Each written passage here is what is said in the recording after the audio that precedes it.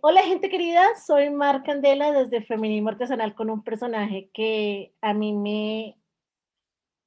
me causa muchas emociones y es el señor Daniel Coronel, quien ha sido un ícono del periodismo nacional e internacional. Daniel, gracias. Gracias por estar aquí. Gracias, Mar, por invitarme y gracias por tener la paciencia de esperarme. Sé que llego un poco tarde con relación a lo que habíamos conversado, pero era que eh, surgieron unas cosas de trabajo con las que no contaba. No pasa nada. La vida está así, así estamos. Yo estoy Sí. feliz. Me sorprendió muchísimo que cuando te dije, oye, si quieres volvemos a aplazar, no pasa nada porque me preocupa el cansancio, la frase fue, yo nunca me canso. Si están así, si están así, nunca me canso. Yo duermo poco y con un poquito de sueño tengo suficiente para recuperar energías. No me canso fácilmente y eso me da alegría. Yo estoy con gafas porque hasta ahora ya no veo un carajo, entonces por alguna razón no me gustan las gafas, pero ni modo. Estoy acá con el ánimo de hacer preguntas. Si hay una pregunta un poco farandulera, tengo 10 preguntas, Daniel. Claro que sí, las que quieras, y se te ven muy bien tus gafas. Ay, tan bello, gracias. Eh, una pregunta farandulera, pero que hay gente que le intriga y a mí me causa pura chismografía, es puro chisme mío. Voy a quemar el cartucho. El apellido Coronel se dice que tiene orígenes judíos, que realmente tiene raíces judías. ¿Coronel es practicante judío o es solo un tema de azar que tiene el apellido y ya? No practico ninguna religión, pero No, el tema judío es importante para mí, sí. pero no practico ninguna religión. ¿Y has estado cercano al tema judío? ¿Si en algún momento has tenido inquietud, has caminado con ellos o en la distancia? Sí, he tenido cercanía y mucho respeto y mucho aprecio por el significado cultural que tiene. Y, y he tratado de manejarlo con respeto y con distancia y no practico ninguna religión. Bueno, ya salí yo del puro chisme, porque es que esto es puro chisme, eso no es una pregunta relevante, pero tenía mucha curiosidad, como el tema del café y el chocolate, que me dices que por la úlcera, café pues paila, nada de café porque la úlcera no te lo permite. Y me encantaba.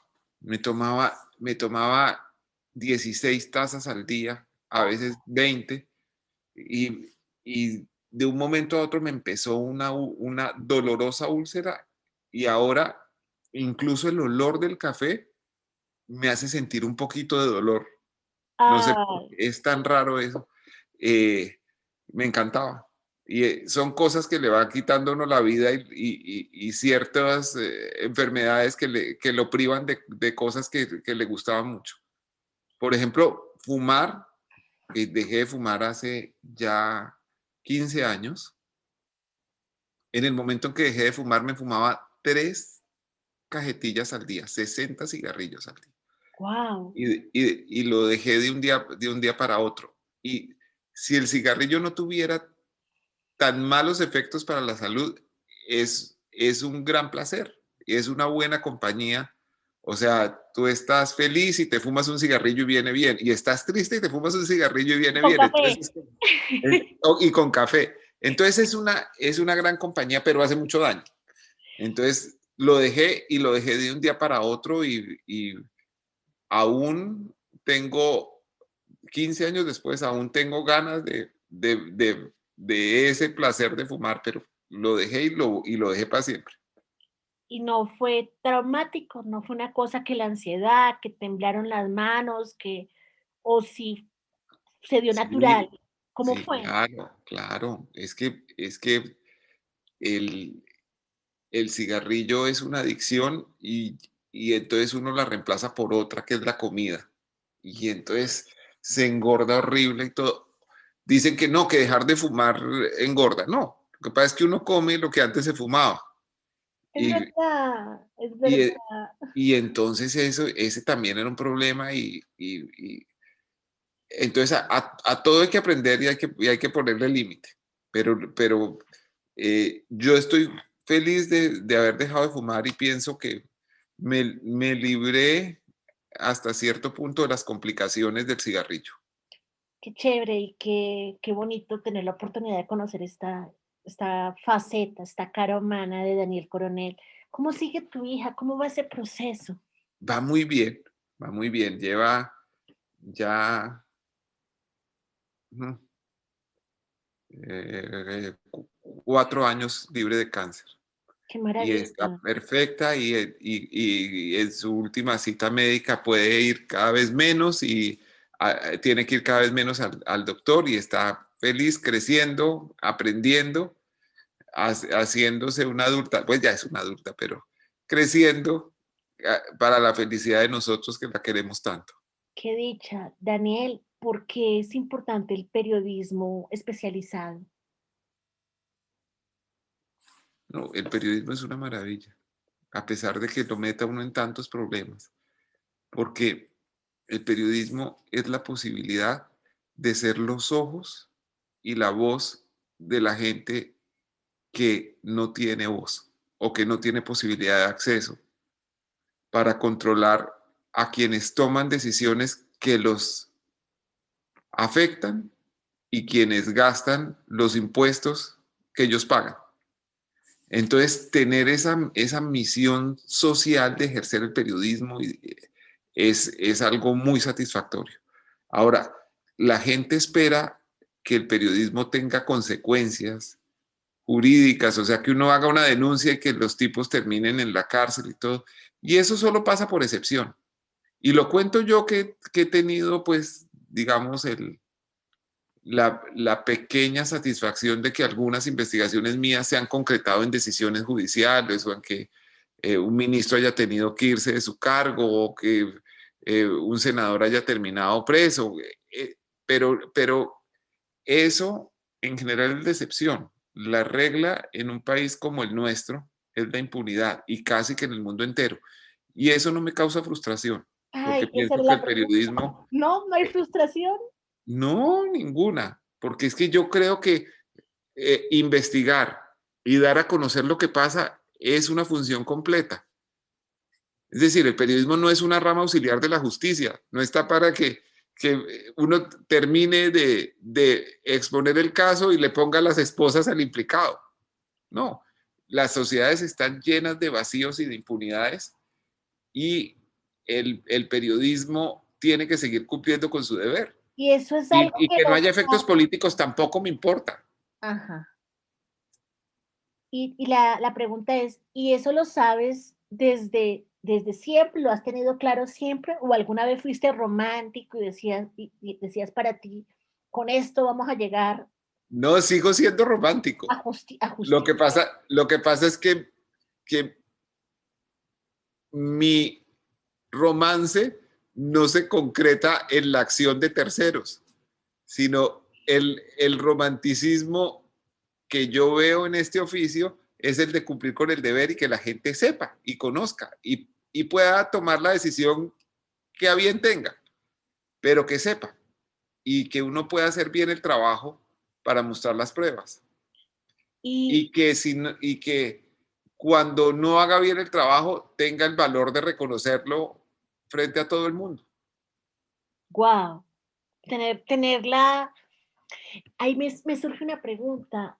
Hay quienes consideran que es vergonzante tener que salir a rectificar. ¿Qué piensa usted de esa afirmación? Que qué vergüenza que un periodista tenga que rectificar. No, yo creo que no. Yo creo que la infalibilidad es, es una virtud que el Papa reservó para sí mismo, atribuyéndosela a Dios. De resto, ningún humano debe tener la meta de la infalibilidad, sino de la honestidad, de hacer bien el trabajo y de que cuando salga mal pueda reconocerlo sin que eso signifique el fin de nada. Si uno reconoce un error, no está haciéndose menos grande, está creciendo ante los ojos de uno mismo y debería crecer frente a los ojos de las personas honestas. O sea, no se trata de que el ingeniero al que se le cae el puente de Chirajara diga que eso era perfecto y que lo que pasa es que falló la Tierra, pero que sus cálculos eran perfectos. No, hay un error. Y salir a reconocerlo es algo que debería engrandecerlo profesionalmente. Pero bueno, hay parámetros en esta sociedad que piensan que el reconocimiento de la equivocación empequeñece a la gente. Yo no Claro, creo que eso claro. sea verdad. Yo creo que Y, todos debemos reconocer errores y que somos, las virtudes son la suma de los errores superados. Estas sociedades tienen demasiada confianza en el éxito y el éxito en general es muy mal profesor, es un maestro pésimo. Cuando la gente tiene éxito tras éxito, tiende a envanecerse y a pensar que no se va a equivocar nunca. wow. En cambio, el fracaso es un gran maestro, porque cuando uno se equivoca, aprende para siempre. ¿Cuál ha sido tu fracaso más grande, Daniel?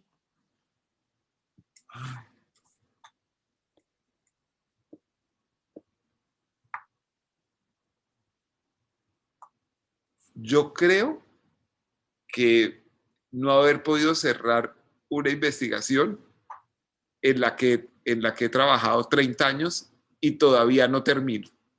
Pero digamos que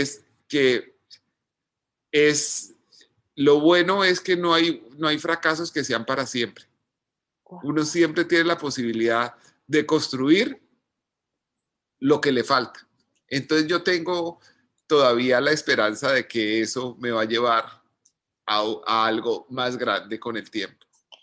¿Y qué le dices a no pocas personas, porque realmente son muchas personas, que afirman que el periodismo de opinión no es periodismo, que eso no es periodismo, y siguen repitiéndolo hasta argumentan que opinar no es ético en el campo del periodismo? No, pues me parece que tienen derecho a su opinión. En ese sentido, ellos están haciendo periodismo de opinión también. Y es increíble que en las escuelas de periodismo todavía se da el debate. Hay docentes incluso que no avalan el periodismo de opinión, lo consideran subjetivo y por ende peligroso. Sí, la esencia del periodismo es subjetiva, porque el periodismo está hecho por sujetos. Ahora, es bueno que se proponga como meta la objetividad en algunos de sus géneros, pero eh, la objetividad es un ideal, no es algo que se alcance. La mayor objetividad que se alcanza es por la suma de las subjetividades. Y resulta que el periodista no está para hacer sumas mecánicas con lo que le dicen las fuentes. Si una fuente te dice que ahora es de día y otra fuente te dice que ahora es de noche, tú no eres mejor periodista si dices A dice que es de día y B dice que es de noche, sino si te atreves a mirar por la ventana y corroborar qué hora es. Aquí faltan 7 minutos para las 11 de la noche y no puede ser de día. Entonces, el periodista no está en la obligación de hacer una transmisión mecánica de lo que le dicen las fuentes. Lo que tiene es que aplicar criterio. Y criterio es inteligencia crítica. Es saber que no, ninguna fuente puede decir toda la verdad. Y el periodismo consiste en buena parte del tiempo en un ejercicio de oír mentiras con cuidado. Pero hay que oír las mentiras con mucho cuidado y con mucho detenimiento porque detrás de las mentiras se suele ocultar la verdad. Muy interesante. Daniel, se habla mucho en este momento del periodismo especializado, lo denominan de esa manera. ¿Crees en eso? en la especialización? Sí, a ver, es una, tengo una aproximación distinta. Ujú. Creo que, y te lo dice alguien que estudió periodismo, que estudió comunicación social, que el periodismo debería ser un posgrado y que la Ok. gente debería estudiar otra cosa antes, Ay, ok. porque los mejores periodistas que he conocido son abogados, son filósofos o estudiaron filosofía por lo menos, son historiadores, son economistas y el oficio periodístico se aprende con más sencillez. O sea, no hay nada tan complicado que alguien inteligente que pase un año en una sala de redacción no aprenda a conocer. Obviamente que la experiencia va refinando ese conocimiento, pero sí es muy importante, por ejemplo, que un periodista entienda un balance, que sepa cómo se lleva una contabilidad para poder investigar un escándalo. No, uno no puede decir aquí hay algo raro si no entiende cómo suma y cómo resta y el debe y el haber. Y uno con frecuencia no puede meterse en la lectura de un expediente judicial sin conocer el significado de las piezas procesales más allá de lo evidente. Porque aún los más redomados culpables siempre estarán diciendo que son almas de Dios. ¿Verdad? Entonces, uno tiene que leer más allá de la apariencia y poder cruzar y contrastar y todo. Y para eso se necesita entrenamiento que ojalá fuera previo a la formación periodística. Yo creo que he encontrado grandes vocaciones periodísticas, por ejemplo, en médicos en el último año, tratando de informar sobre esta pandemia que azota al mundo. Y creo que es mucho mejor tener un médico haciendo periodismo sobre estos hechos que tener un periodista tratando de llenar los vacíos de conocimiento sobre salud para poder contarlo. Pero hay casos de casos. Y también conozco periodistas generalistas, toderos, que han hecho del todismo una especialización. Ok. Es que pueden moverse de un lado a otro de los temas con solvencia y son aprendices de todo y oficiales de nada. Y tener la posibilidad de sorprenderse, de encontrar cosas nuevas en cada contenido todos los días, es algo que enriquece. Conservar cierta mirada infantil, cierto candor al mirar las cosas y tener la alegría de sorprenderse con ellas es una virtud para un periodista. Qué interesante reflexión. Yo pienso en el marco del periodismo para el desarrollo humano y la transformación social, que es algo de lo que se está hablando en estos tiempos. Cuando yo hablaba de periodismo para las resistencias, a mí siempre me decían, hey, cállate, eso es muy activista, no digas eso, no hables de periodismo para las resistencias. Y yo, sí, yo pues obviamente estaba en un proceso endógeno y no tenía ninguna capacitación y me lancé porque amo esto que estoy haciendo. Y cuando decía periodismo para las resistencias, a muchas personas le hacía ruido y como que no hables de eso. Y yo sí creo firmemente en eso, pero me daba cuenta que me cerraba puertas, que ocasionaba malestar que se hablara de eso. Sin embargo, hoy hablamos de periodismo ciudadano, de periodismo de soluciones, de periodismo. Bueno, hay una cantidad de líneas de periodismo similares y a mí todas me suenan a resistencia. Todas me suenan a servicio para la ciudadanía y en contra de la injusticia. La Ujú. pregunta es, ¿por qué le tenemos miedo? Es decir, ¿por qué los periodistas tenemos miedo de hablar de esas cosas? Son palabras muy engalanadoras, o sea, hay periodismo de soluciones, hay periodismo, es muy bonito, pero no es diferente a una resistencia. Pienso, ¿cómo lo ve Daniel? Sí, yo estoy de acuerdo.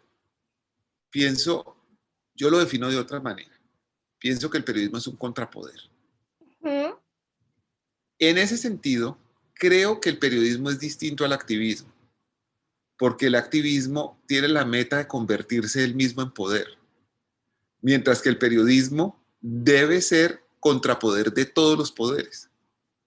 ¿Mm? Hoy el poder es Uribe, mañana el poder debe ser Petro, y el periodismo está en la obligación de ejercer escrutinio sobre todos los poderes, sobre el poder de Uribe, sobre el poder de Petro, que habrá alguno que me guste más que otro, es posible, pero mi deber es ser contrapoder. En ese sentido, el periodismo nunca se debe convertir en un aliado del poder. Sí. Por ejemplo, un medio para convertirse en el esculpador de un poderoso Ah, o la para Virginia, sí. multiplicar para multiplicar propaganda de un poderoso es algo que desnaturaliza y mancha el periodismo para siempre. Porque el periodismo, si existiera un antónimo de periodismo, si tú Ujú. pusieras en el diccionario periodismo antónimo, es propaganda. Claro. Porque mientras que el periodismo trata de mostrar lo que los poderosos quieren ocultar, la propaganda trata de resaltar lo que los poderosos quieren mostrar y de ocultar aquello que los perjudica. Esto me Entonces, encanta. entonces, en ese sentido, es un camino incesante. No es que yo llegue a un punto en donde diga, hasta aquí era el periodismo, ya llegué. No, el periodismo está ahí siempre para ejercer ese escrutinio ciudadano al poderoso y eso no cesa nunca, no va a terminar jamás. ¿Y no te parece muy fuerte generalizar los activismos y decir que el activismo per se busca el poder? Es decir, No, yo, pues es que no lo digo como un reproche, lo digo como una descripción. pero es así. Sí, sí, sí, Es así. puede ser el activismo más noble del mundo. O sea, todos los activistas Si el quieren el activismo poder. es que, por ejemplo, por decirte algo, que, que haya educación universal, que los niños no, es muy noble, que todos los niños puedan acceder a la educación, pero el periodismo siempre tiene que estar en pos de algo que jamás llega, que es informarle a la gente sobre qué se está haciendo mal, esencialmente, cómo se están tomando decisiones que la pueden afectar y cómo se están gastando sus impuestos. Claro, también eventualmente es noticia lo que sea bueno, pero porque sea excepcionalmente bueno. Pero el cumplimiento normal, es decir, que un funcionario está cumpliendo el deber por el cual le pagan los contribuyentes, no es noticia. No, no lo es. Y de la misma manera que no es noticia cuando un avión despega y llega a su destino sin inconvenientes. Y entonces te dices, ay, ¿cómo te vas a fijar en el único avión que se estrelló hoy cuando hay 100.000 que llegaron bien? Pues justo, Claro, es que no te fijas sino en lo malo. O, o no sé, se escapa Pablo Escobar y le dice, ay, pero usted fijándose en la celda medio vacía. Eh, claro. eh, o sea, nosotros estamos ahí para registrar lo que está mal, para contárselo a la gente y para mostrarlo más, para mostrar sobre todo lo que el poder quiere ocultar. Ya nos cuentas, ya nos hablas de que efectivamente no crees per se en un periodismo especializado. No obstante, hemos hablado también de que debe haber un periodismo especializado en género, lo hemos discutido. Si no hay tal cosa, o sea, si no deberíamos ser especializados No, es que no, es que sí me parece que debería haber especializaciones. ¿sí? Sí, claro, por temas y capacitación suficiente para hablar con propiedad, por ejemplo, del tema de la salud Ujú. o del tema de la educación. O sea, no, lo que digo es que hay otro periodismo que, que es multitema, que no por ser multitema deja de ser valioso. Ok, qué buena claridad. Entonces estamos conectando en que sí es necesario un periodismo especializado y eso no convierte en inválido al que es todero. Exactamente. Y además una cosa que es muy importante, cada vez más capacitarnos como periodistas. Que los periodistas de ahora somos mejores que la generación que nos antecedió. Y los que nos suceden van a ser mejores que nosotros. Qué maravilla. ¿Cómo podemos abrir espacios de construcción y de formación en materia de periodismo con perspectiva de género y enfoque diferencial si es un tema al que no le han dado relevancia los grandes medios? ¿Cómo podemos hacerlo? No, es que, digamos, estamos viviendo en un mundo distinto del que teníamos hace 20 años apenas. Muchas iniquidades del mundo han salido a flote apenas en los últimos 20 o 30 años. Eh, Hace 50 años había muchas manifestaciones racistas, homofóbicas, restrictivas, que eran parte de la normalidad social y que si uno se pone a revisarlas hoy con los parámetros incluso pues las manifestaciones del humor que Ujú. existían hace unos años, estaban plagadas de homofobia, de racismo, de discriminación, de aporofobia, de montones de manifestaciones aberrantes de lo que era el pensamiento social del momento. Entonces, a medida que la humanidad avanza, que se da cuenta de sus propias limitaciones, que reconoce el derecho de existir y de manifestarse de personas distintas, también el periodismo avanza y también tiene que entender cómo presta un mejor servicio para eso.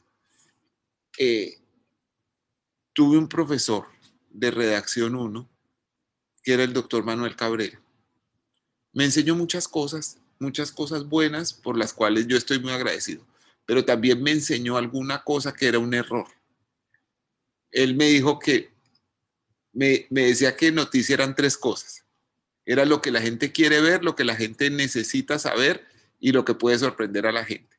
Pero eso cuando me decía que lo que la gente quiere ver es la noticia, yo me he dado cuenta que no, que a veces noticia es lo que la gente no quiere ver y no quiere aceptar.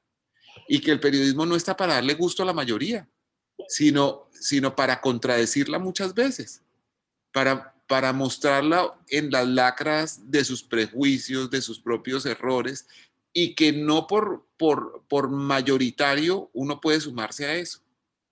Yo creo que, por ejemplo, eh,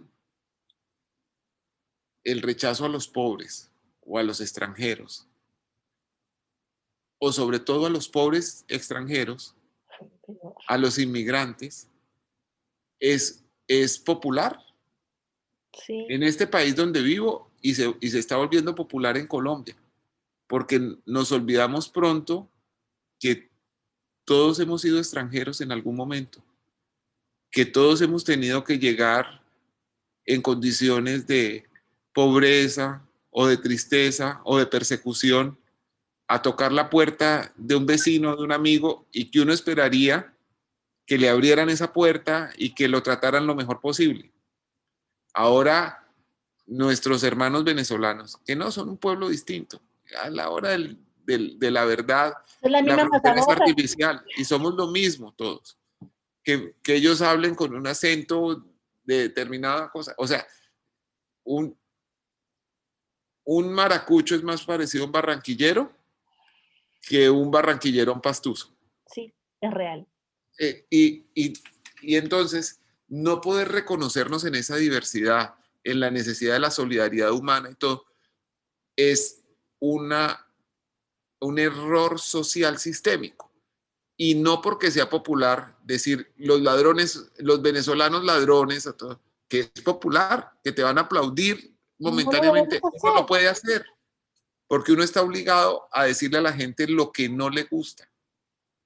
Y lo que no le gusta es siempre una sublevación frente al prejuicio generalizado. Ese es el principio por el cual avanza el periodismo, pero también es el principio por el cual avanza la humanidad y la ciencia.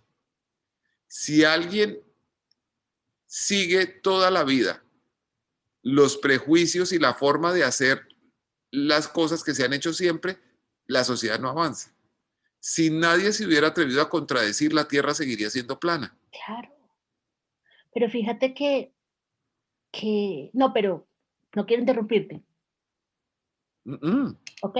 Por favor, dime. Fíjate que mm, muchos nos han dicho que el periodismo está al servicio ciudadano, que está en defensa de lo que es justo, que defiende la verdad, y eso es lo que a mí me apasiona realmente.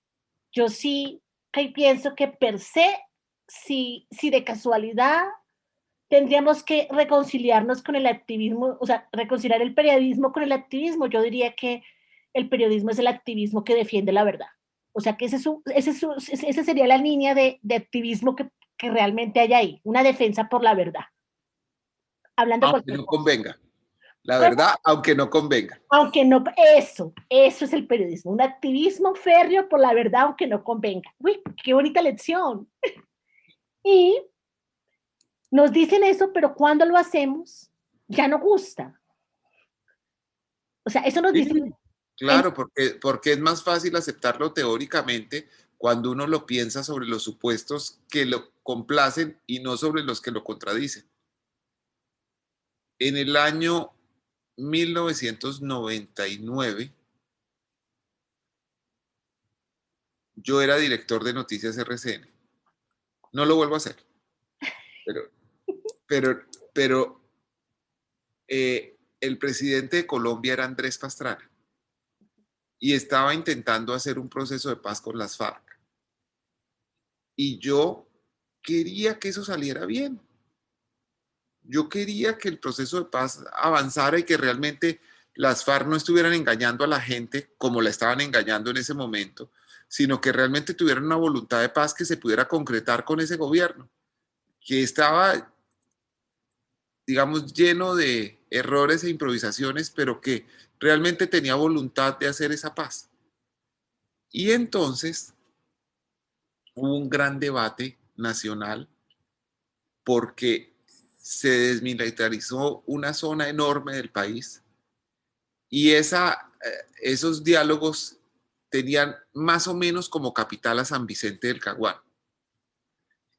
en donde funcionaba un batallón del ejército que se llamaba el Batallón Cazadores.